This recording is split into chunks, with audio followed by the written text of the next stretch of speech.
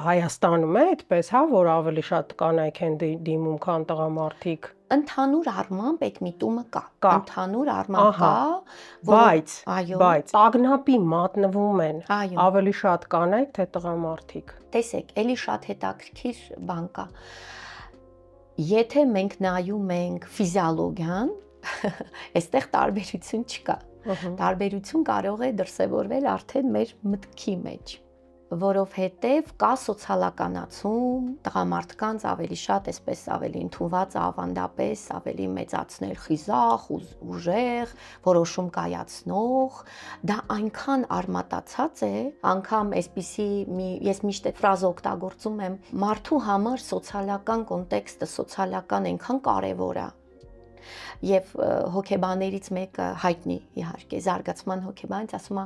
մարդու համար ռուսերեն կներեք ասեմ, ասում է սոցիալնե վկլուչինով բիոլոգիչսկե։ Այսինքն այնքան դժվար է դա տարանջատել իրականում, որովհետև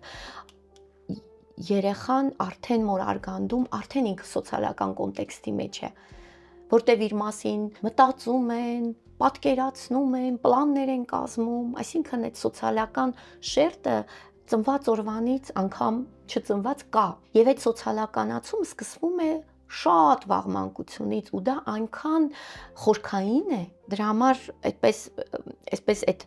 կենսաբանական ու սոցիալականը շատ միաձուլված են իրար հետ, շատ միաձուլված են մարդու պարագայում, հա։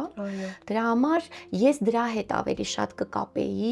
տղամարդկանց այդ տագնապին չմատնվելը, որտեվ իրենք ունեն ծրագրեր, ձևավորված այսպես ծրագրեր, որ իրենք պիտի դիմակայեն, իրենք որոշում պիտի կայացնեն, խիզախ պետքա լինեն, էլ չեմ ասում, որ մշակույթում, տարբեր մշակույթներում, իսկ մենք այնուամենայնիվ ավանդական մշակույթ ենք, ճիշտ է, փոփոխություններ կան մեր մշակույթում, բնականաբար, բայց միևնույն է, մենք տղային մեծացնում ենք ուժեղ, տղամարդ, հա,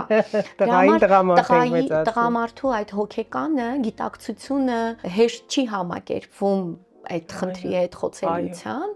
եւ ինքը իր կյանքի ընթացքում ձևավորում է այդ մեխանիզմները դրա համար սոցիալապես, այսինքն սոցիալական մտածողության մակարդակում ինքը կարող է չդրսևորել իր տագնապը